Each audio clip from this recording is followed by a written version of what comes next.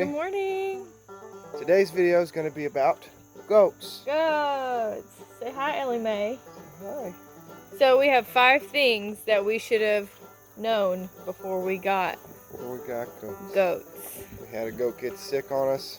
We helped him out. He's feeling better, but it inspired us to do this video. Yeah. And that's what we're going to talk about. First thing we learned about goats is their breeds. Yep. So there are over 300 breeds of goat. There are 2 types of goat though. There are a mountain goat and a domestic goat. We use them for different types of things, whether it be fiber, meat, or dairy. Our goats we use for brush clearing because they're older male goats that have been weathered. And she's not an older male weather goat. No. You just met Ellie Mae. She's a Nigerian dwarf, but she's just a baby, so she's helping clear too. She's a little baby girl. So the second thing is habitat. So goats don't like rain. They need to be able to escape the elements whenever they see fit. So they need some kind of covering that's at least 3-sided. It doesn't have to be super large, just big enough to get the goats into. We have a little house. You can kind of see it. You can kind of see it. We made it out of pallets. It's not the biggest thing in the world, but it doubles as a goat shelter, and we used it earlier this year when Nanners had her babies as a farrowing pen for her. Yep, that's our piggies. The third thing we learned about goats is their lifespan. Yeah, they can live from between 15 to 18 years depending on your use for the goat. Obviously with meat goats you're not gonna have them live that long. But as pets, as dairy goats, long happy life, 18 years, that's a long time to have a goat. That's like a child. So if you're gonna get goats, if you're not going to harvest them for meat, you need to be prepared for the long haul. You're going to have them for a while. And with that, we'll move into the fourth thing that we learned about goats. Fourth thing we learned about goats, and that's about grooming and maintenance. And we're going to cover a little bit of ground with this. They need their hooves trimmed.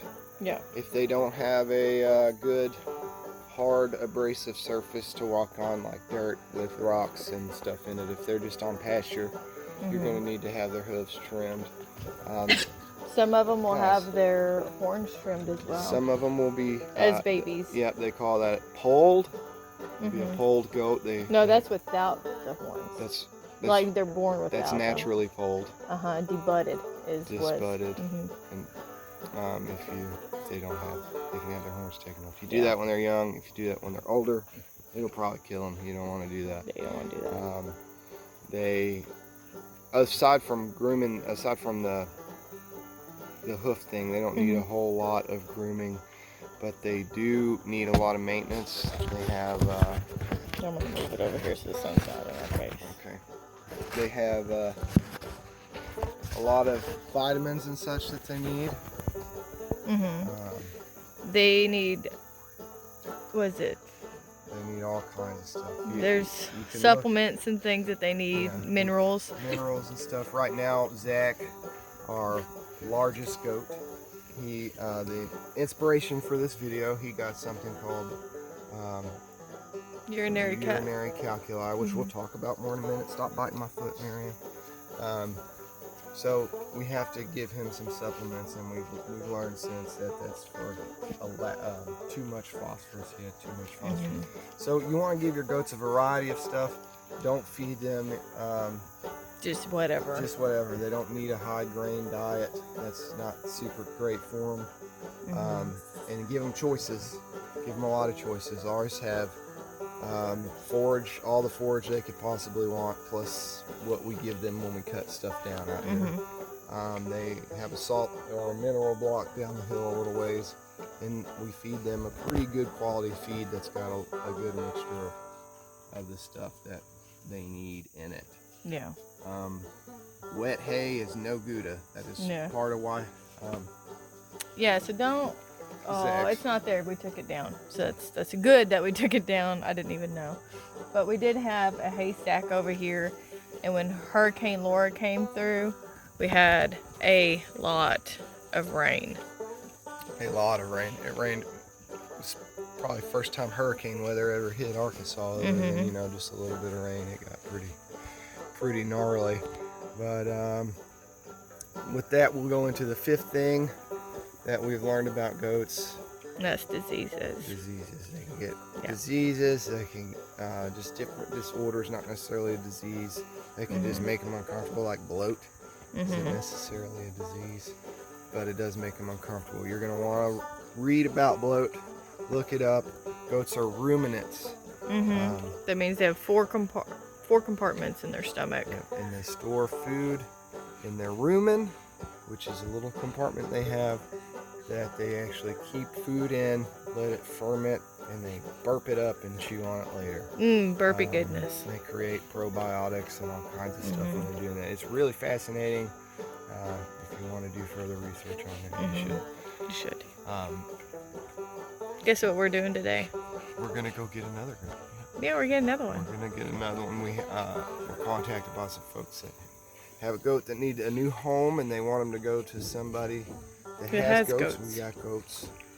So they're going to come. She's going to come with us. She's a female Nigerian dwarf and Nubian cross. And she's a special baby. She is. She was attacked by a dog about 6 months ago, and it messed her up real bad. It didn't kill her, but she does not have ears anymore as a result. So we're going to have to do a little more research and see what we got to do for her. The La Mancha goats, she's not a La Mancha, but a breed of goat, La Manchas. Some of them are actually born without ears. So I'm going to look to that, in that direction, to see how maybe we can care for her. Yeah, that would be a good idea.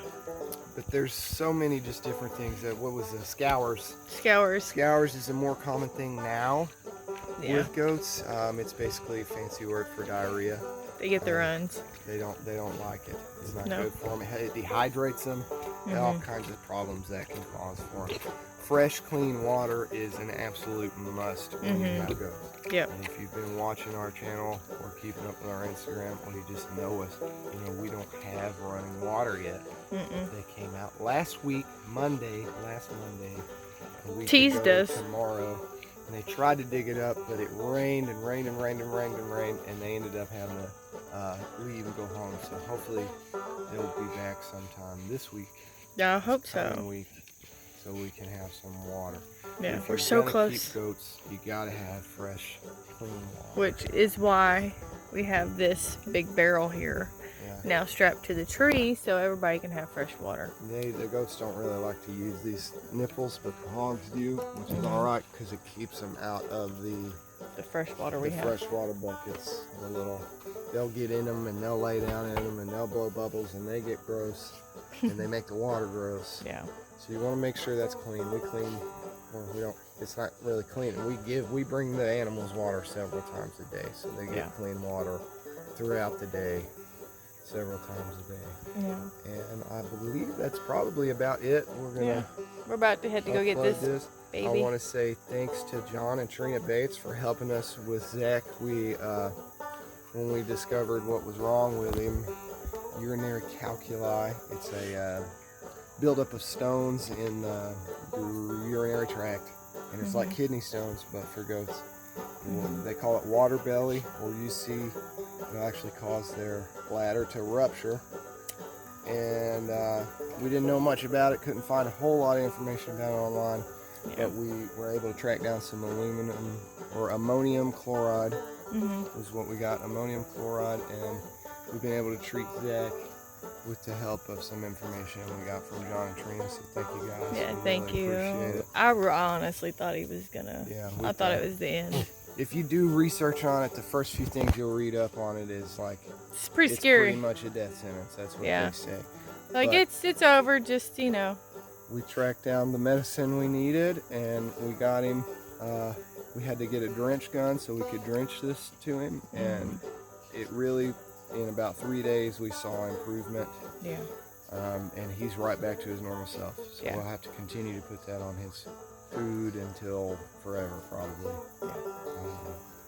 I almost forgot, that's a common thing. Water belly, UC, urinary calici, whatever you want to call it, is really common in male goats, specifically wether goats. Yeah. Wether goats are male goats that have had their manhood taken from them. Both of our male goats are wether goats. Big Papa goat had kids, so he obviously got to enjoy he got to have some fun for a while before they took him away. Zach is Big Papa goat's son, and there is no evidence that he ever had anything, so I think he was cut really young.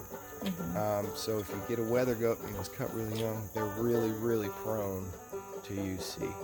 So keep that in mind if you're thinking about getting rid. Yeah. Mostly wether goats. Wether goats. Make sure they get some ammonium chloride. Yeah, and if you're going to get them, just treat them with ammonium chloride. Put it in their feed.